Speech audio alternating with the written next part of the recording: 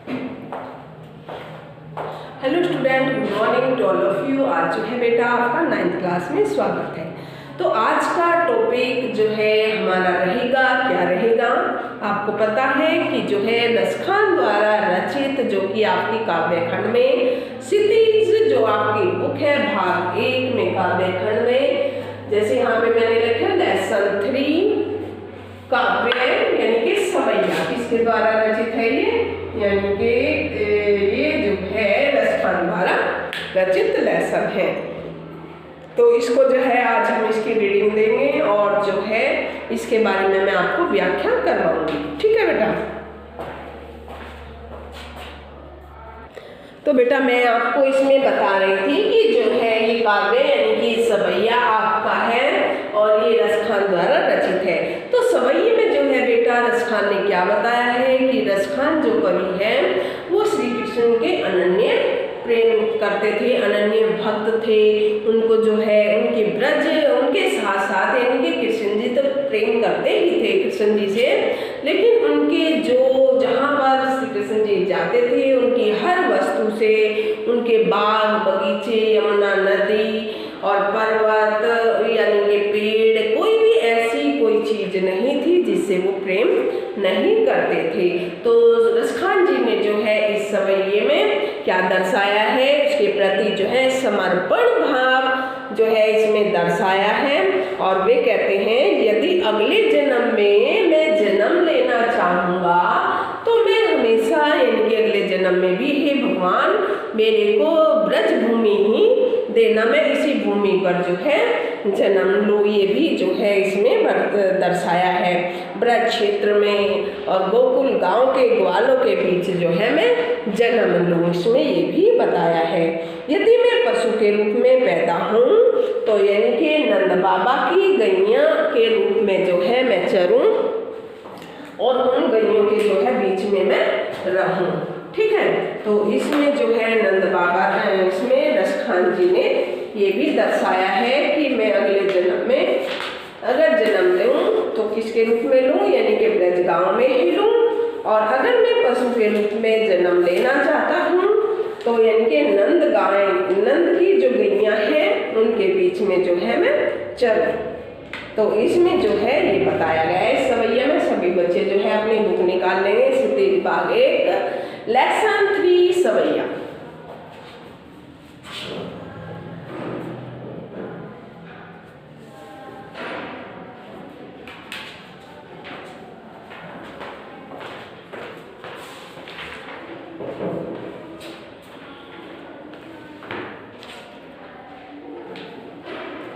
तो सभी बच्चों ने जो है बेटा बुक निकाल ली होगी अपनी।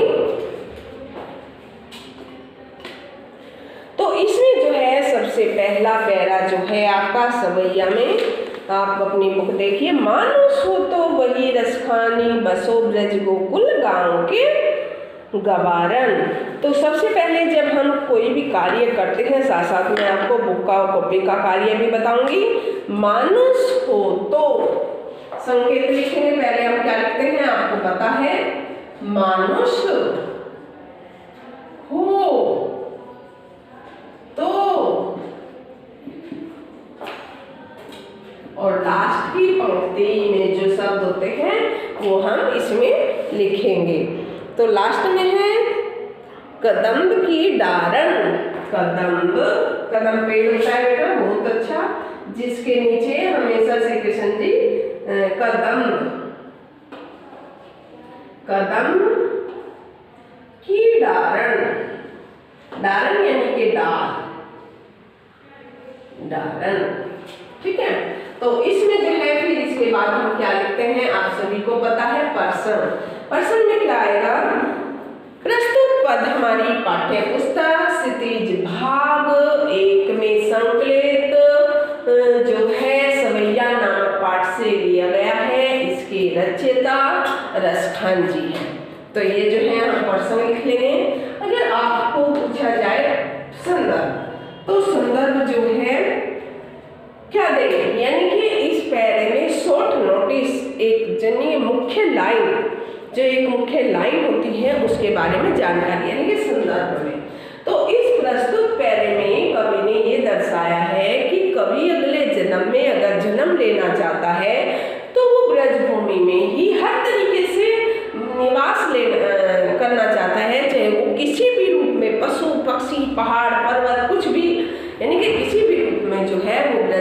में ही दोबारा जन्म लेना चाहता है।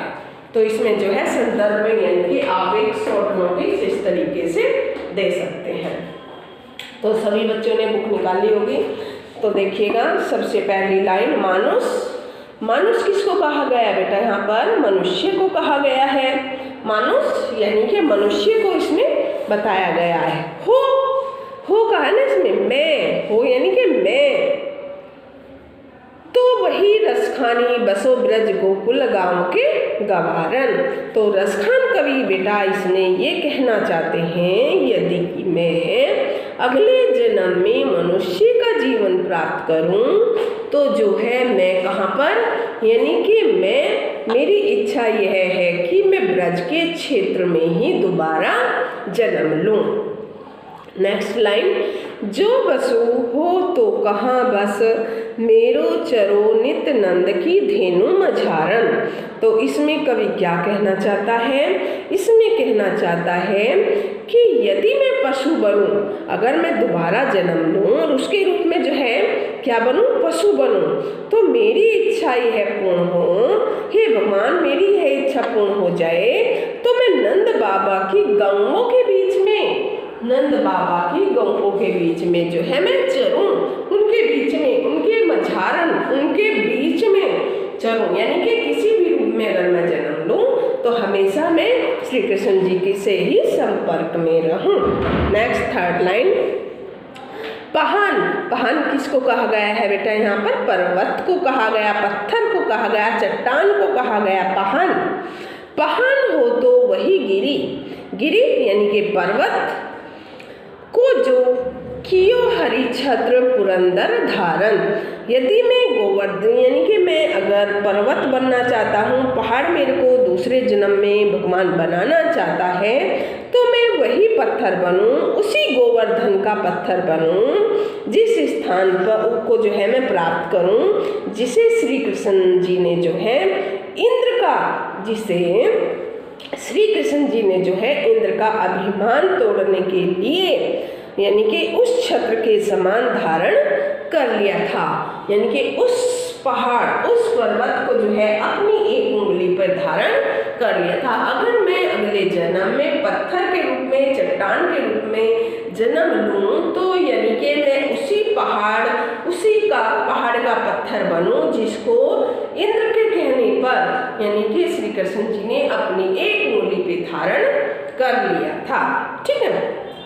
नेक्स्ट लाइन, जो खग हो तो बसेरो। खग किसको कहा गया है? पता है आपको खग किसको कहा गया है? यानी कि पक्षी को कहा गया है। जो खग हो तो हो यानी कि मैं, अगर मैं दोबारा जन्म लूं और उसमें जो है मुझे भगवान पक्षी के रूप में बनाए तो मैं किस रूप में क्या करूं? यानी कि देखिए आगे यानी कि जो खग हो तो बसेरो करो कालिंदी कुल कदम की डारन। अगर मैं पक्षी के रूप में दोबारा जन्म लूं या पक्षी बनूं तो यमुना के किनारे कदम की डालियों पर जो है मैं बसेरा करूं। अर्थात कवि क्या कहना चाहता है कि मैं किसी भी अवस्था में अगर मेरा दोबारा जन्म होता है, मैं किसी भी अवस्था में अगर मेरा जन्म हो रहा है तो मैं ब्रज भूमि में ही हमेशा निवास करूं, चाहे वो पत्थर के रूप में हो, चाहे वो पक्षी के रूप में हो, चाहे वो पशु के रूप में हो, चाहे वो किसी भी रूप में क्यों ना हो। क्लियर हो गया आपको? ये मैंने आपको बता दिया। मानुष हो तो अगर मैं दोबारा जन्म लूं तो मनुष्य के रूप में। ठीक है। संदर्भ भी मैंने आपको इसमें डिटेल बताई है और जो है प्रसंग भी मैंने आपको इसमें बताया है। तो जो है अब हम क्या करेंगे, यानी कि दूसरा पैरे पर आएंगे। चलो पहले में इसमें से आप क्या करेंगे, इसका जो है व्याख्या तो आप करेंगे नहीं, छोटे बच्चे तो है नहीं, तो इसमें जो है आप क्वेश्चन फाइंड करेंगे। सभी क्वेश्चनों के आंसर स्वयं लिखेंगे और डिटेल्स में लिखेंगे जिससे कि आपको ये पैरा पूरा लर्न हो जाए। ठीक है। तो इस तरीके के क्वेश्चन इसमें आप लिख सकते हैं, वो मैं आपको बता सकती हूँ। एक बार आप ओरल ही सुनेंगे तो इसमें जो है किस तरीके के क्वेश्चन, यानी कि निर्जीव रूप में, निर्जीव यानी कि पत्थर हो गया, पेड़ हो गया, समझ रहे ना। निर्जीव रूप में अगर कवि जो है क्यों पाना चाहता है, कवि जो भूमि की जगह क्यों पाना चाहता है? ये क्वेश्चन बन सकता है। कभी जो है यमुना किनारे कदम की शाखाओं पर पक्षी बनकर क्यों रहना चाहता है? कितने क्वेश्चन हैं ना। सवैये में निहित काव्य सौंदर्य प्रतिपादित कीजिए कि इसमें काव्य सौंदर्य एक आपका इसमें क्वेश्चन आ गया है कि काव्य सौंदर्य, इसमें जो है काव्य सौंदर्य में आप क्या करेंगे मैं आपको ये बताना चाहूँगी। रसखान जो है प्रत्येक स्थिति में श्री कृष्ण की लीला स्थली पर जो है रहना चाहता है और इसमें उसके प्रति जो है अपनी भावना को प्रकट कर सके, यानी कि इस तरीके के जो है इसमें करना चाहता है। और जो है काव्य सौंदर्य में और क्या लिखोगे कि ब्रज भाषा का जो है इसमें रसखान जी ने मार्मिक वर्णन किया है और कोमल कांत जो है इसमें शब्दावली का सहज प्रयोग किया है।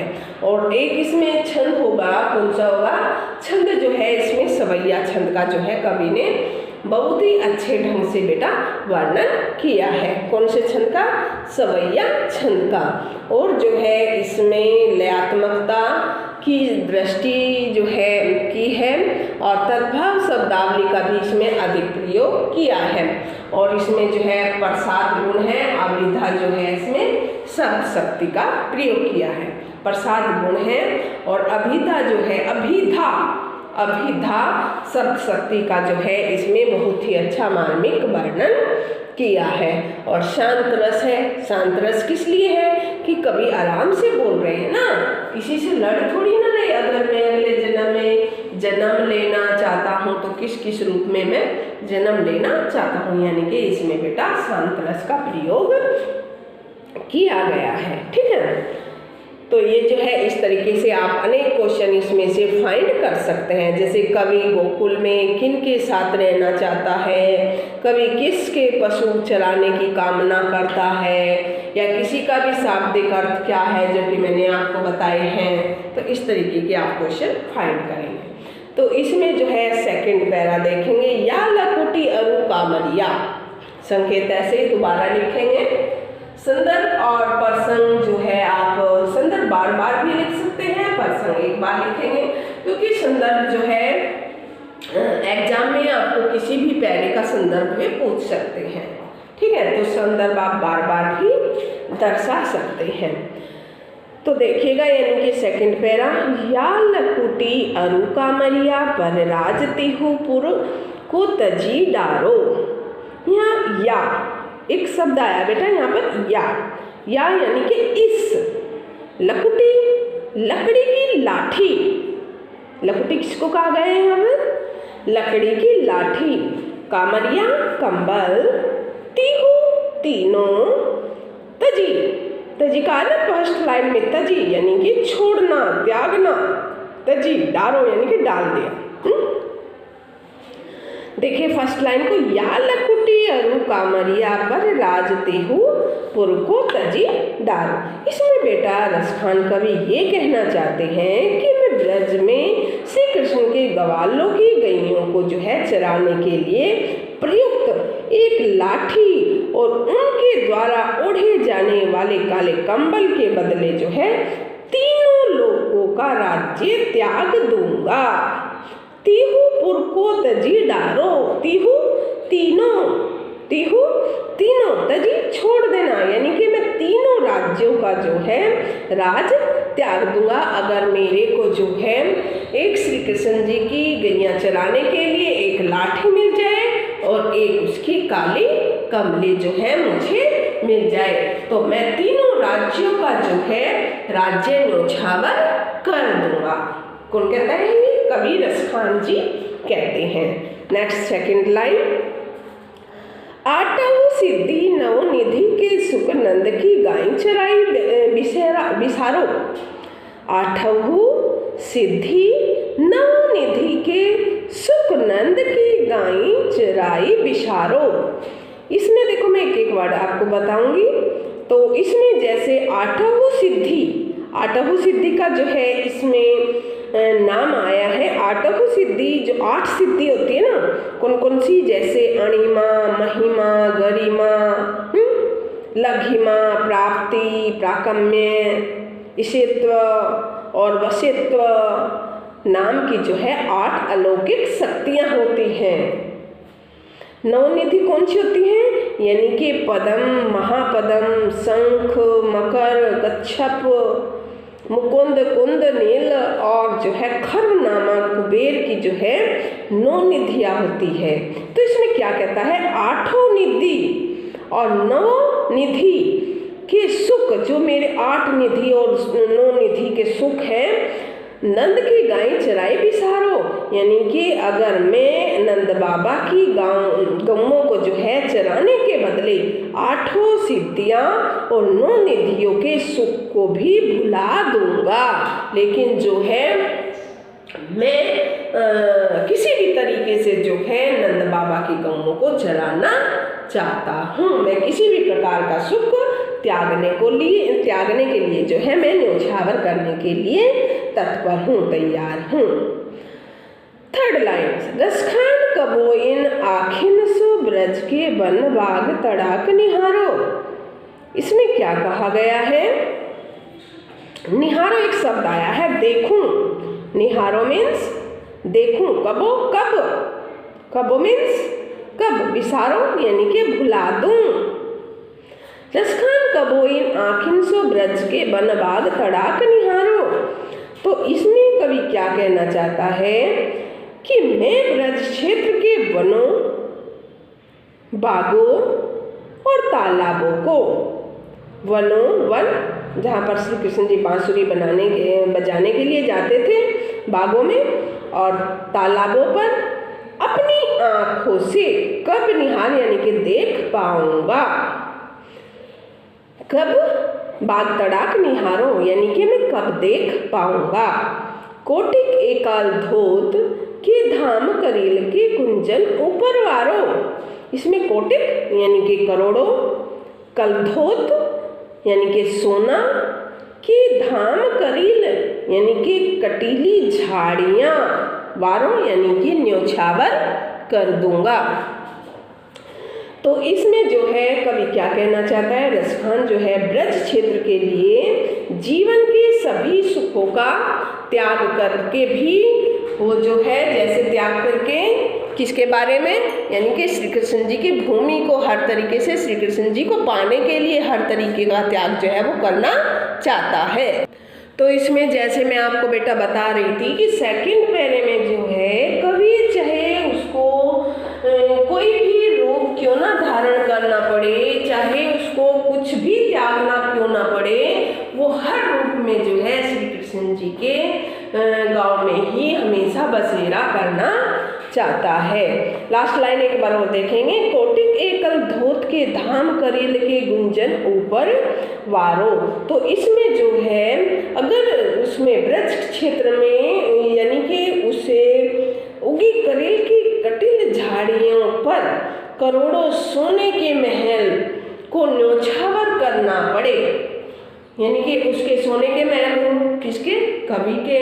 और उसको जो है चाहे उसको कटिल की झाड़ियाँ जो कि वृंदावन में थी, ब्रज भूमि में थी, कटिल झाड़ियाँ, कांटेदार झाड़ियाँ, अगर वो भी ब्रज भूमि में उसको प्राप्त होती हैं तो उसको प्राप्त करके वह जो है यानी कि कभी अपने सोने के महल भी न्योछावर करना चाहता है।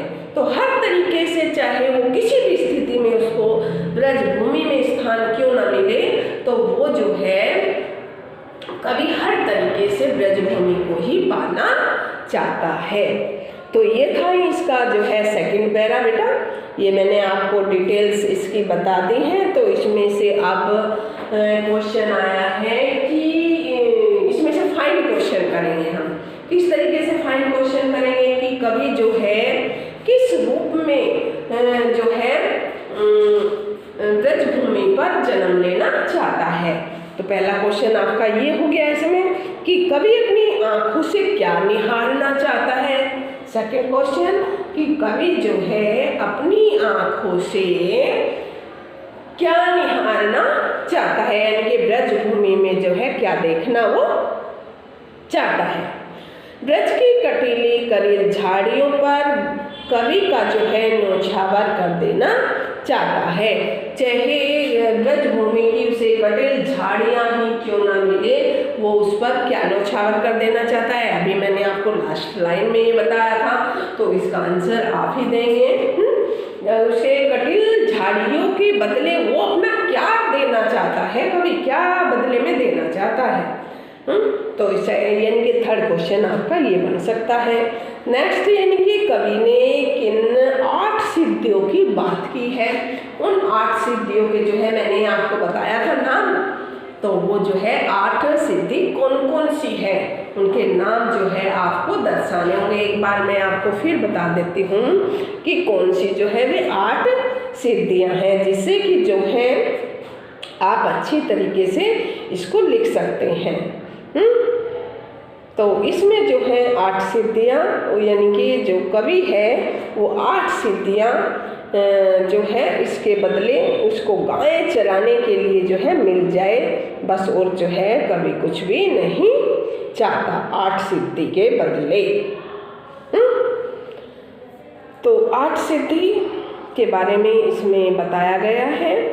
और नौनिधि तो ब्रज और तालाब उसको जो है मिल जाने चाहिए। 8 सिद्धि, 8 सिद्धि के नाम मैं एक बार फिर आपको बता रही हूँ।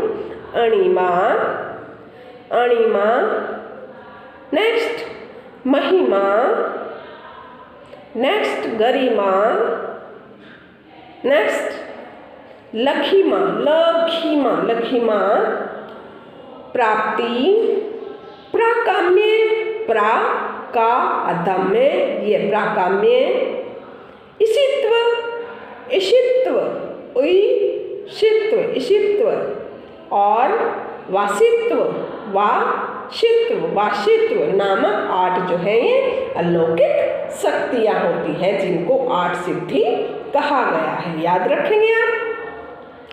नेक्स्ट क्वेश्चन आप दे सकते हैं कि कवि ने जो है 9 निधियों के नाम लिखी। कौन सी 9 निधि है वे? अब 9 निधि का बात आ गई है। याद है आपको, मैंने आपको 9 निधि बताई। चलो एक बार मैं आपको फिर बताना चाहूँगी 9 निधि कौन कौन सी है, नोट डाउन भी आप कर सकते हैं। फर्स्ट पदम,